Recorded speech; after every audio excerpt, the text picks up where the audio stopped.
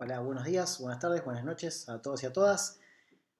Con este video voy a hacer una introducción a lo que es el segundo módulo de este curso práctico de litigación penal. De litigación en general, no lo vamos a usar solamente para penal.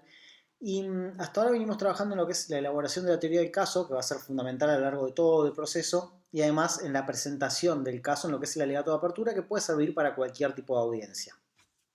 A partir de este segundo módulo vamos a trabajar en el examen y el contraexamen de testigos, o sea, las preguntas que le hacemos a los testigos. Esto ya no sirve para cualquier tipo de audiencia, sino solamente para las audiencias en las que tenemos testigos. Les hago un primer punteo sobre esta cuestión. En este módulo y en el que sigue vamos a trabajar sobre formas de preguntas que se hacen a los testigos. Algunas de ellas en algunos códigos procesales no están reguladas y eso hace que haya algunas discusiones procesales en torno de esto. Nosotros acá lo que estamos planteando es un ideal de forma de trabajo frente a un proceso acusatorio, o sea, en el que, como adelantamos en los videos anteriores, las pruebas las producen las partes y el tribunal o el jurado o el juez o la jueza van a decidir a partir de lo que las partes proponen. La forma que nosotros proponemos es una forma persuasiva y además lógica, y vamos a ir explicando por qué es lógica, de entrevistar a testigos. Entonces, esta forma tiene una estructura que tiene que ver con, en el examen ustedes, en el examen directo de testigos, o sea, en la evaluación de los testigos propios que sostienen nuestra teoría del caso, van a ver que tiene una estructura, en la evaluación de testigos de la contraparte tiene otra estructura y esto tiene una lógica. Con los testigos propios nosotros podemos hablar, conocemos la historia y la historia nos sirve. Con los testigos de la contraparte, en general, la relación va a ser más reticente. Es probable que no se quieran entrevistar con nosotros, es probable que nos nieguen información, que nos retasen información y es probable que nos desafíen cuando los interrogamos. Por eso las técnicas de interrogatorio de los testigos propios y de los testigos de la contraparte son diferentes y por eso los tipos de preguntas que se hacen son diferentes.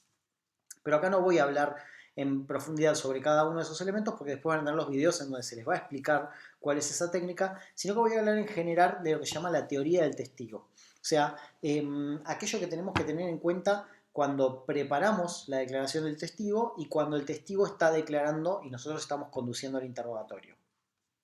Otra aclaración que tengo que hacer. Cuando hablo de preparar la declaración de un testigo, no estoy hablando de peinar a un testigo, de decirle lo que tiene que decir, de decirle lo que tiene que decir o de presentar un testigo autrucho. No, no es eso, para nada. Desde acá, quienes llegaron a tener la primera clase presencial, hablamos de ética profesional, nosotros esto lo hacemos basados en la ética, esto no es una forma de mentir, no es una forma de manipular, al contrario, cuando hablamos de preparar al testigo, hablamos de informarle al testigo, de que el testigo sepa a qué se va a enfrentar, porque para un testigo no es habitual presentarse delante de un tribunal, cosa que para nosotros por ahí sí. Entonces, explicarle cuál va a ser la situación en la que va a estar, conocer al detalle todo lo que el testigo sabe sobre el hecho, cuáles son sus puntos fuertes, cuáles son sus puntos débiles, y además tener en cuenta que explicarle cómo va a estar armado el interrogatorio y de eso sí va a ir este video. Entonces, cuando hablamos de preparar el testigo no estamos hablando de peinar al testigo o de truchar la declaración del testigo. No, esto es dentro de las reglas de la ética, es que el testigo sepa a qué se va a enfrentar en el momento en que nosotros o la contraparte le van a hacer preguntas durante la audiencia. Entonces, eh, para poder llevar adecuadamente la preparación de un testigo y de la declaración de un testigo, necesitamos acudir a algo que se llama teoría del testigo. Así como hay una teoría del caso, que es la que va a regir todo nuestro caso, y va a regir también la forma en la que ordenemos el interrogatorio del testigo, vamos a tener la teoría del testigo que va a ser distinta para cada uno de los testigos que se van a presentar en el juicio, ya sea testigos nuestros o de la contraparte. Y la teoría del testigo está compuesta por dos partes. La primera tiene que ver con que qué es lo que ese testigo le va a ofrecer al caso, al juicio. Y son tres preguntas básicamente las que nos tenemos que hacer para poder preparar su declaración. La primera, ¿cuál es la información que sabemos que el testigo tiene y que necesitamos exponerla?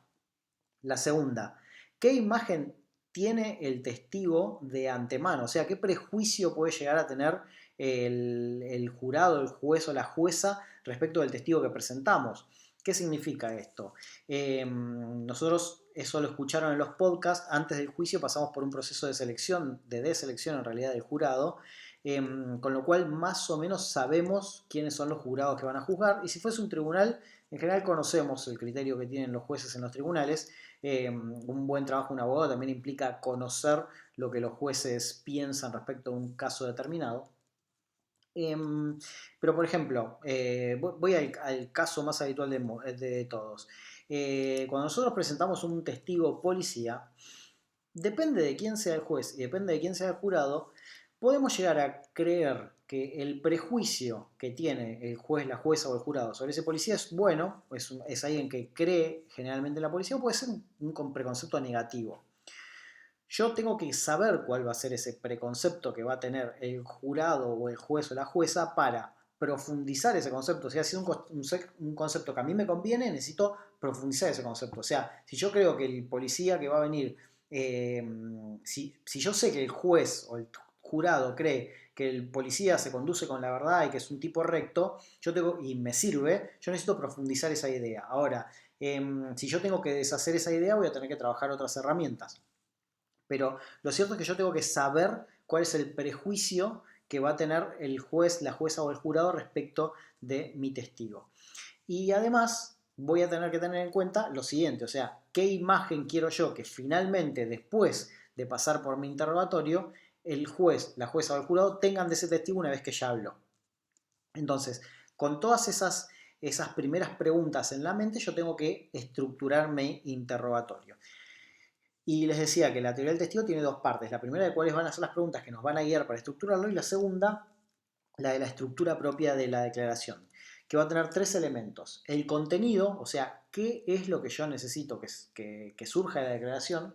La organización, o sea, en qué orden y cómo voy a obtener esa información. Y la actitud. La actitud que vamos a tener nosotros y nosotras como abogados, en el sentido de que no es lo mismo la forma en la que tenemos que tratar a una víctima que la forma en la que tenemos que tratar a un testigo que creemos y sabemos que es un mentiroso. Entonces, si nuestra teoría del caso es, por ejemplo, si yo soy defensor, mi teoría del caso es que el hecho efectivamente existió, o sea que la persona que declara como víctima fue víctima de un hecho, pero que la persona que yo defiendo no fue el autor del hecho, yo no voy a tratar mal a la víctima como si fuese una mentirosa, porque la víctima fue víctima de un hecho. Entonces yo tengo que tener empatía con la situación de víctima de esa víctima. No puedo enojarme, no puedo tratar mal a esa víctima, tengo que manejar mi actitud. Lo mismo, si yo me tengo que enojar con alguien, no me voy a enojar desde el principio de la declaración, me voy a enojar en el momento en el que yo detecte que me está mintiendo, que quiero evidenciar que me está mintiendo, pero la actitud la tengo que manejar todo el tiempo y es algo que los tenemos que tener en cuenta, porque no es igual siempre y no es igual con cada testigo. Entonces son cosas que vamos a tener que tener en cuenta para manejar. Bien, entonces, por un lado las preguntas, qué información necesitamos del testigo, qué prejuicios hay sobre el testigo y qué imagen queremos que el testigo genere en el juzgador. Y lo segundo es la estructura propia de la declaración, la organización, a través del contenido, la organización y la actitud que vamos a manejar. Bien. Cuestión importante antes de meternos en la organización y en el contenido es que nosotros tenemos que saber que como abogados o abogadas, el control del interrogatorio lo tenemos nosotros, no lo tiene el testigo. O sea, nosotros tenemos que ser para nuestros testigos, los propios, una guía para que ellos puedan contar todo lo que saben, y para los testigos de la contraparte tenemos que tener muy en clara cuál es la información que tenemos que sacar para ver la forma en la que vamos a hacer las preguntas. Esto lo vamos a trabajar puntualmente en examen directo y en contraexamen, que van a ser otros videos aparte. Pero el control es nuestro. Y ese control lo tenemos que usar para organizar el interrogatorio de la forma más persuasiva posible. O sea, para lograr que la persona que tiene que tomar la decisión final, sea un juez, una jueza, un tribunal o un jurado, obtengan la información que nosotros queremos entregar y que la obtengan de la forma en la que nosotros queremos que llegue a ellos, para que la decisión se acerque lo más posible a lo que nosotros pretendemos, ¿sí? O sea, tenemos que ser persuasivos. Y para poder ser persuasivos necesitamos tener un control del interrogatorio. O sea, nuestro interrogatorio no puede ser, bueno, cuente lo que pasó y dejarlo al arbitrio del testigo para que diga lo que él quiera. Nosotros tenemos que darle un orden a eso, porque recuerden cuando hablamos de contar historias, del alegato de apertura, que en el contar una historia hay persuasión. Entonces, ¿cuál es la mejor forma de contar una historia a través de un testigo? Porque en este caso, en el alegato de apertura, la historia la contamos nosotros, pero ahora tenemos que contar la historia a través de un testigo. Entonces, nosotros necesitamos organizar la declaración. Y la mejor forma de organizar una declaración es dividirla en capítulos o en bloques de información. ¿Sí? Estos bloques de información que nosotros los tenemos, los venimos trabajando ya desde la construcción de la teoría del caso y desde el alegato de apertura, nos van a ayudar también para la organización de la declaración de los testigos. Si yo sé que un testigo tiene 20 cosas importantes para decir y yo sé que esas 20 cosas son realmente importantes y le digo al testigo, bueno, va a ser muy importante que vos durante el juicio recuerdes estas 20 cosas que sabes porque estas 20 cosas son fundamentales para el caso. Y el testigo lo más probable es que se ponga nervioso. Ya de por sí va a estar nervioso. No sé si ustedes vieron alguna vez la cara de un testigo cuando se enfrenta a un tribunal, salvo que sea un testigo experto que lo hace habitualmente, pero la mayoría de las personas cuando se sientan dentro de un tribunal, adelante de un tribunal, tienen pánico.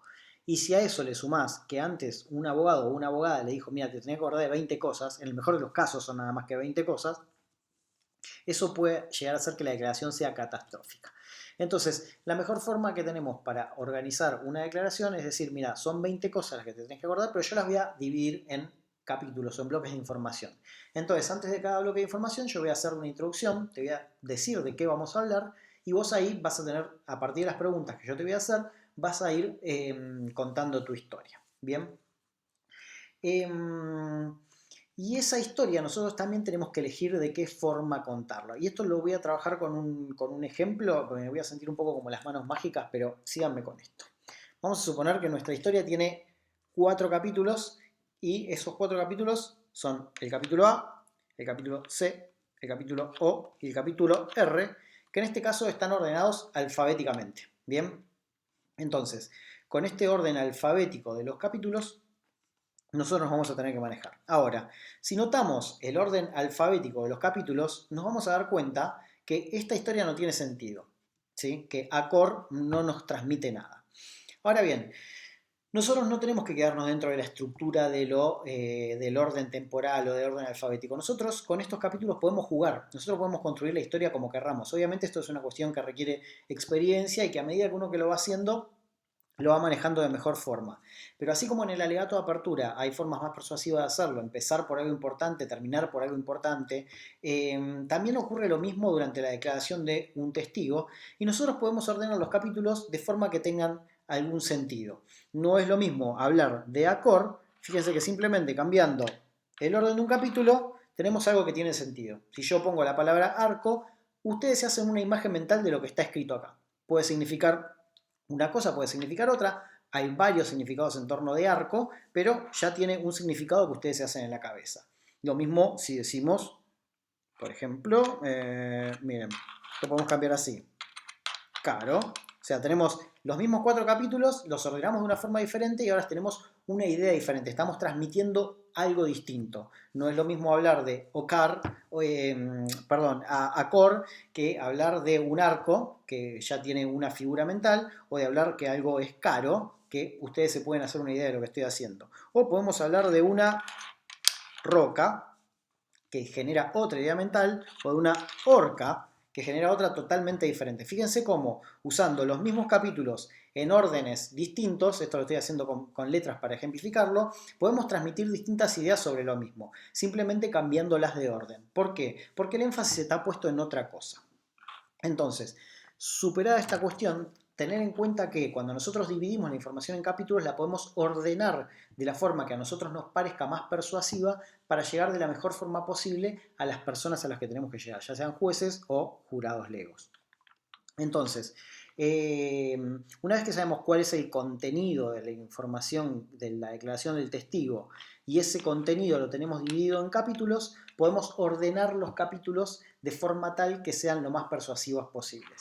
Ahora, ¿cómo ordenamos después dentro de cada capítulo? Pues no alcanza con tener ordenado esto en capítulos, sino que además tenemos que saber cómo funciona cada uno de estos capítulos. Y esto lo voy a ir adelantando ahora, igual lo vamos a ir trabajando. Los capítulos en general los podríamos dibujar como un triángulo invertido, ¿sí? Un triángulo invertido, ¿por qué? Porque cuando nosotros armamos el interrogatorio de cada capítulo, este capítulo va a tener un título, ahora voy a poner un ejemplo, y vamos a ir desde lo general hasta lo particular. ¿Lo general para qué? Para que quienes escuchan, el juez, el jurado, la jueza, sepan de qué estamos hablando.